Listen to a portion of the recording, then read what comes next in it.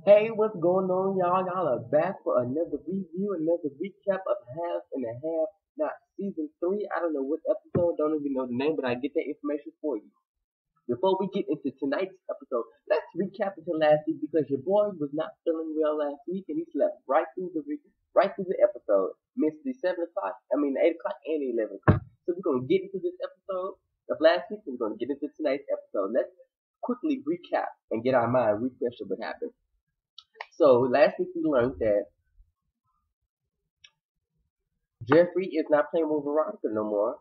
Maggie's still calling him at all times of the night.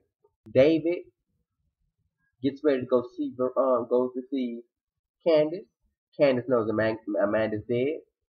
Benny finds out that the dad he tried to come to find out that his dad, biological dad, he found out in the conversation on the ride home was tried to kill him.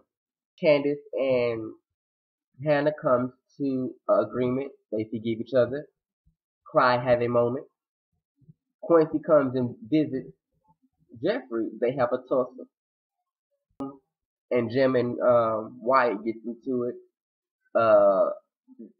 Jim finds out that his son read all his emails and know all about his escapades with the babysitters, his teachers, everybody calling out the names the mom didn't even know.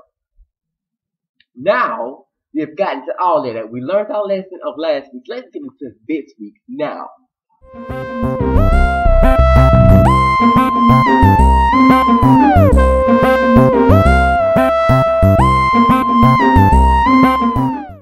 With that being said, we opened up this episode with the on and off with Jeffrey and Lord, Quincy. Quincy comes to visit Jeffrey. They start fighting because he does not want to give him the code. So they giving him the code, and I have to just give it to Jeffrey. Jeffrey wasn't gonna beat up on bitch. He wasn't gonna beat up on bitch. He wasn't gonna beat up on bitch. He wasn't gonna beat up on bitch.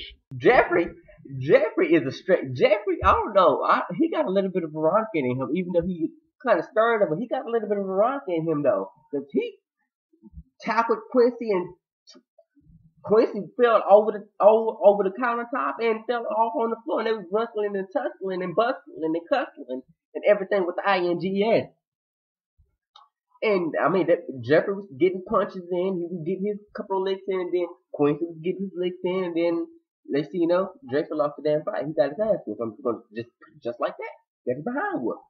After all that, they have a little moment. He's talking about why would you be in jail, saying basically that, you know what, you be in jail, you got soft skin and pretty face. Your mama told me not to mess up your face. Basically playing with his head. It's like, you know what, you wouldn't be able to last in jail. Your name in jail and the pen would be Peaches. I'm like, you better go ahead, Peaches. But anyway, talk about how his name would be Peaches. Talk about, you know what, instead of Block D, I'm gonna go sell Block D on your ass. But do you know what sell Block D is? He's like, no, that's for the killers and murderers. Killers and murderers. I was like, you better go in. But anyway, basically said to him, you know, if you don't give me this code and you don't tell me what Candace is, I'm going to kill you. When it comes to Candace, I have no barriers at all. I don't give a damn what your mom said. Okay? If you do not give me Candace's whereabouts in her number and a passcode to this damn phone, you're going to be dead. And they can be burying Amanda and your ass in the same week. I was like, look, Jeffrey, you grew up a rich boy. You're not about that life. Your mama is and your daddy is, but you're not about that life. So, and you don't know what kind of bull that Candace is wrapped up in. So I advise you to hand over that passcode. Tell Candace tell Quincy what Jeffrey is, and get yourself out this situation because it's the whole world. You don't know how much your parents have set up to have Candace out of here because she's messing with Jeffrey around announcement time. So now you're mixed up in it because your mom know what you forget. It is what it is. Gets up, it's like, get your ass up. Slap something. I'm like, you playing with Jeffrey Hummer. This is not the time to be doing that, Quincy. But anyway, she gets up. Look. Shade. Look. Look. Okay. Look. So Quincy grabs Jeffrey and he's like, let's go. If she's not where you say she is, you're gonna be dead. So Quincy walks in, but that's the wrong move Quincy made because you're a criminal. You should know damn well. Do not let him walk behind you because there's a possibility that something could happen. But he did. So Jeffrey's walking behind Quincy. Quincy Herb turns around, not Quincy, but Jeffrey Herb turns around, grabs the base and hit it over Quincy's head and pushes out the door and locks the door. So he's like, you know what? He locks the door. He's like, you know what? You got me. You got me. I'll be back where I'm going to sit here. Because once I get to you, business is going to be set. So I'm like, okay. With Hannah and Benny on the way home from Candace's hotel room, they're talking about, because you know, Benny was out the loop of what Candace and Hannah was talking about, because most of the stuff they were talking about, he was too young to know, and the other stuff about the lawyers and the courtroom and stuff, he was basically brain dead, so he did not know what's going on. So he just sat there like the he sat there like the girls be throwing shade and it went over their head and you don't know what they're talking about and they just laughing at you. You just sit there lost. That's how he was. They talk about the dad. He's like, what was going on in the courtroom and why would he want to? She's like, Benny, I'm tired. I have a long day. I don't want to talk about this right now. They say, no, mom. I asked you a question. What is going on? And she tends to tell him that. Yeah, your father did not want you on life support. He tried to take you off, and he sued me. We went to court. We won. God got it. So that's it. And he's like, I don't want to talk about this. We won. You live. You here. So leave it alone, Benny. But she meant to tell him that the dad is dying, and he wanted to take Benny off life support so he could take his kidney to see if it was a match. So with that being said, we're gonna find out later how that storyline ends on next week. But remember that. So once we get home, once Beanie and Hannah gets home, they arrive, and guess who's sitting on the steps? Yes, it's Miss Cryer. Miss Cryer done drove her ass, got dressed, pulled that hair back, and drove her ass to the hood and sat on the steps. Like, try me. I want a nigga to try me. She said, I want a nigga to try me. I'm going to sit right on these steps. I'm going to wait for my court worker and we're going to talk. We're going to have a moment. And that's what she did. She said her ass right on there and said, I want a nigga to try me. Come up on these steps if you want to. That's how she said on the steps. I'm like, this is not your neighborhood, okay? This is not where you rock. This is not your role. This is not a close-knit community. You just don't sit your white ass on the steps and just wait till like. But anyway, she was bold. We got to give her that. She bold. And I wanted a nigga to try her too. She was bold. She walks in and she's like, and they was like, what are you doing here? She's like, I need to talk to you. She's like, do you want to come in? She's like, no, I just need some fresh air. And Benny was like, this is not your neighborhood. And she jumped buck quick. She's like, and what do you mean? He's like, crime goes here. It's dangerous at night. And she's like, oh my God. She had a little white moment. She's like, let me go in, child, because I want a nigga to try me. This ain't no time. My daughter done died. I'm trying to get some consolation, and I don't some nigga to try me. But she walked on in, and Benny gave her condolences, and she finally met Benny because she never knew what he looked like because she's the one who said he's like. But anyway, he goes in the back room and they talk, and she's like, you know what? I don't know what to do in the situation. I have nobody. I don't have no real friends. I don't know how to make funeral arrangements. And she's like, yes, you do. You got friends, Miss Veronica. And she's like, child, Veronica is not my friend. Veronica is just my person who associates with me so she won't look bad by being white. She is not my friend. If I needed her in the battle to call on, that is not a person I would call on. And she was like, yeah, I see that. I was like, shade. But anyway, they're talking. She's like, I don't know how to make funeral arrangements. She's like, I got you. You gonna get through this. You gonna pray. I'm not even in the mood to talk to God right now. You pray for me. I've been praying for you. I'm gonna pray for you.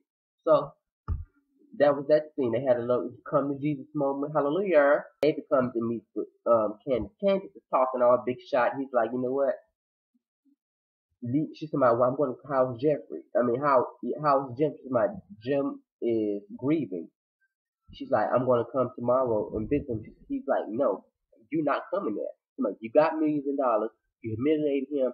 Leave him alone. Take the money and leave my friends alone. There's no time for your shenanigans, Candace. And she's like, I'm going to come. She's like, no. And he started threatening her with his big bad mode. And the way he was threatening her and the way he had it, I was like, you know what? I see why. Ooh, my head itch. And I'm like, I see why he married. Y'all may think that David is kind of innocent, but you can tell, you know why David married Veronica because they are the same. He is sneaky just like Veronica is, and he's conniving just like she is too. If he wants you dead, he can have you dead. And that's why I'm like, Candace, you know Veronica is crazy, and you know you're not gonna play with Veronica. You think you got Veronica figured out, but you really don't. So I'm like, you better leave David alone, because David is not finna play with you at all. You thought it was Jim that had which color come to you. No, it was David. But she's like, so you're gonna have Mother Rose come and scare me again? He's like, no, sweetie. I will come at you like a thief in the night. You don't know me, sweetheart. I'm not Jim. I was like, look, Candy, like you think you got these people figured out, but you don't. He is not Jim. Jim think off his penis. He ain't. That's something you call smart. Like I don't Candy. I'm like you. You don't want to mess with him. Don't try it. Don't do it. Playing with his penis, like look, sweet, don't play with me. I got a wife. Don't you think you know me, but you really don't. So try me if you. Miss Cries gets back to the house, and when she gets back to the house, I don't know where the hell. I think she's been hanging around Veronica too long, but she's giving Jim these death stares, and I'm like, you can tell you've been around Veronica way too long. She's giving him like.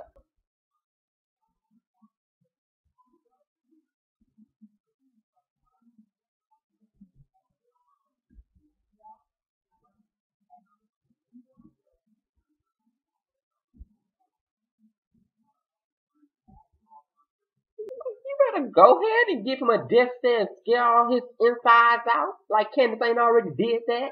But anyway, he's talking about, you know what? I remember when I first, remember when you went and conceived Amanda, and I cried when I first heard her, and she's like, "Bitch, don't try it. Come on." When I was in labor and getting ready to have Amanda, your ass somewhere sleeping with Celine, talking about you at the workplace, and the only reason why you came to the hospital and was crying is because my daddy threatened you half to damn death with an inch of your life. She's like, well, I didn't know you knew that. Yeah, bitch, you didn't know I knew that. And she tends to read his ass for filth and gave him a calm read that had to get him and his life together. I was like, you got to read him with a calm in the depths that you look. Yeah, better watch out, Catherine. Catherine ain't nobody to play with right now. She tends to read. She read him and looked him up and down like, bitch, don't try me. I know more than you think I know. Okay? And she tends to go upstairs. Jeffrey's in the bathroom after he got his ass whooped and by the brass knuckles and hit Quincy and thought he'd did something. He's in the chest trying to clear off some of the blood and holding his side because he got his ass whooped. Look, and then he goes out and look at the windows and the peephole and see if Quincy's still sitting outside, but Quincy left.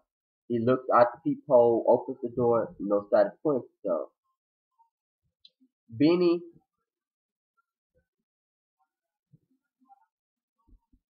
So we get the scene when Hannah walks outside. She put on the main outfit. She's on her way to work. She's getting on the bus. She's not, trying to drive that car because she really thinks that there's something up. And I was like, Hannah, you better use your instinct because I think it's something up with that car too. That situation is so fishy to me. It really is. And of course, it's a new opening for a longer storyline so we can keep this plot going for suspense. So I really think it's something suspicious with that car, and we're going to see more of that girl later on in next season, in season 4. So stay tuned to that. So he convinces her to get in the car and take it to work. She's like, it's not that I don't believe you. It's because this seems fish. I don't believe nobody would sell this car for $500 and it's worth $15,000 plus. I was like, yeah, Hannah, you better use your instinct. She's like, I don't believe Candace ain't passing the bar. You should know that a person who has a spirit to hustle and ain't got no Jesus in their life will always hustle. You will always know the future tense of somebody from that past. Since I think you better go in and give him some wisdom, Hannah. And she's like, you know what? I'm gonna take this car and we're gonna see where it's at. So he convinced her to take the car. He's like, I believe Candace is on the right road. She's like, let's hope so. And Maggie goes and visits David and is like, I'm still not sitting right with this Candace trying to go visit Jim, so I'm gonna go reason with her. He's like, no, I already have a plan set. You cannot reason with the devil. She's like, well, I want to try. She's like, go try. Go be my help. She walks over to visit Candace, knocks on the door. Candace is like, what are you doing here? She's like, I just want to talk to you. Candace opens the door, and she's like, And like, I don't like her. And Megan's like, bitch, that makes the both of us because I don't want your skank ass neither. I want David. but anyway, Maggie talks to her, and then Candace is like, do you know anybody at the law firm? She's like, I can try. She's like, I thought you had a power. And Maggie's like, bitch, I do. like, well, give me an interview. She's like, I can get you an interview, but I can't promise you a job. She's like, all I need is just an interview. And Candace goes on to tell her to make sure it's a male. But bitch, you already know why she wants this male, because in order to get that job, she's gonna pull out her whole trick, just like she did that professor, to get that job and pass the bar. So, in order for that to happen, that's why she wants the male. She's gonna use her whole trick to get that male, probably trick and scheme him to get her a job. But bitch, I wouldn't try it because I wouldn't even do that. I was like, Maggie, don't get twisted up in her affairs. Do not do it because that ain't the time of day for you to even try that. So don't do that. Don't get twisted up in her affairs. Let that trick fail. But anyway, she goes and tells Jim about what she wants, and Jim's like, what the fuck is she up to? Somebody, I know some people in there, but they're not gonna hire her. She's like, well, I didn't promise her a job. I just promised her an interview. She's like, you know what? I'm gonna look into that. I'm gonna give her an interview, but play along to see where Candace's head's at. I was like, yeah, y'all need to play along because don't just do Candace's thing and then you don't know how the outcome is. You can be twisted up in something else. But anyway, we get the last thing. Let me not forget. We get the last thing. Wyatt calls Jennifer, the DEA, while she's in the meeting, and tells her that he wants to confess. And before she goes over the point, she's trying to get some more information so she can already have him arrested. But Wyatt is smart. He's like, come here whenever, as soon as you can. I'm going to give you the full confession about what a part is, about my dad covering up, about the hit and run, about me killing the girl. She's like, so just to say, just for quick appearances, will you give me some more details about our conversation? He's like, get here and I'm going to tell you everything. She's like, well, I have an appearance, but I'll get there after. She's like, fine. I was like, the shit is about to hit the fan. Stay tuned to next week, Half and a Half Not Season 3. I don't know what episode and don't know the name. I will get that for you soon to be down in the title box. Follow me on all social media accounts, information in the more info box. I will see you next week for an intense review.